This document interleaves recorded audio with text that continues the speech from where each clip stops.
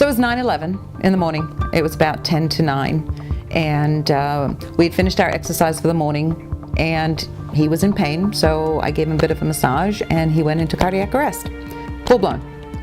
I grabbed the phone, rolled him over, started dialing 911, and started CPR. I really just couldn't believe it. I yelled at him and just said, "What are you doing?" You know, and then I started to realize as everything else was happening, and I said to him, "This is not your day. We have this deal," he and I do, that if either one of us is going to go, we're going to go together. And so I started yelling at him while I was doing the compressions that this is not your day. This is not your day, damn it.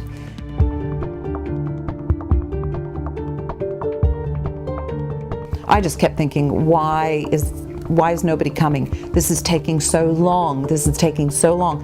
When in fact, it was only minutes. It was the longest 4.5 minutes apparently that I had ever experienced. And I've had kids, and oh no, this was very different. Okay. I realized when I could finally hear the sirens coming, I started to feel the relief because I knew they were coming. I knew they were coming here. We have sirens going by a lot on our street, but I knew this one was for us. And boy, when they stopped, oh yeah, I knew they were in my front yard. I raced out to the window and realized that one of them was walking towards a house, and I yelled out the window because it was a beautiful day. It was a beautiful morning. Yelled out the window and told him I was coming. I just remember pulling in, I was the first one there, and I heard a scream coming from the house. And I think it was Jo who had seen me pull up and yelled out the window. I didn't even see where she was yelling from. As I was gathering my equipment, I got to the house as quick as I could, and she met me at the door. The dog's barking, and I yelled at him, and I just basically said, "Don't worry about the dog. He's friendly, he just sounds me, get upstairs." So I immediately started CPR and tried to do as much as I could, get out a bag valve mask, but I was there by myself. It was just a short couple minutes later, Chris Rowe shows up, and he was there, and I was so happy to see him. So we started doing CPR and started breathing for him, and lo and behold, one by one, more rescuers got there and started helping us out.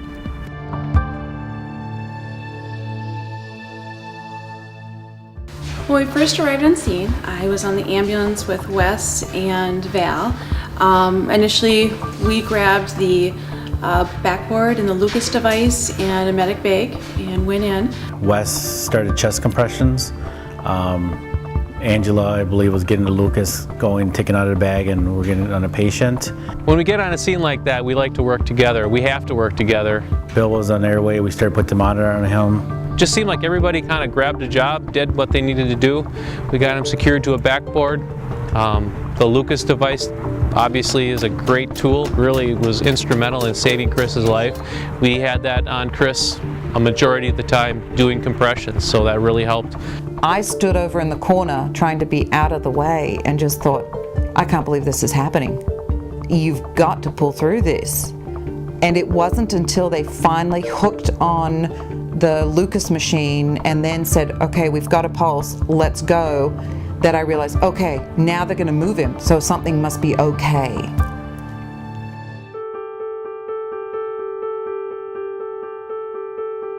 I don't really remember 2 days before it happened. So everything I know about the incident, is from what she's told me.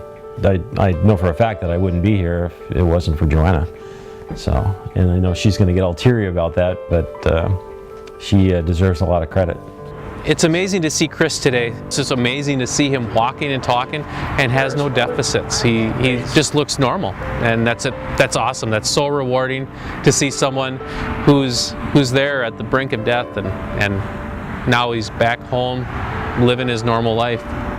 I can't say enough to say thank you for how prompt, how efficient, how kind and patient they all were, and for their expertise. Just absolutely amazed at what they could do.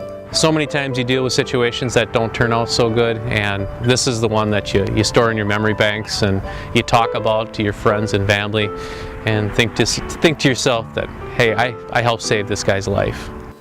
you're not just touching that one person's life, but that person's involved in so many different people's lives. So it's an extension. So you're not just helping that one person, you're helping that family. She pretty much gets a free ride for now on, you know, because if it wasn't for her, I wouldn't be here. So I really appreciate it.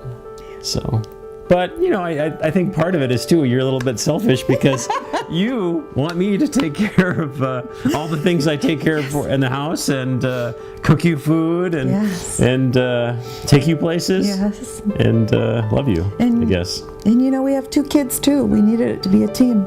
I suppose we can I worry need about that them team. too. Need that team. I told highly people, you respect just said, just what everybody evening does, treat. and they're welcome to stop in anytime without it being an emergency. That would be fine. Yes.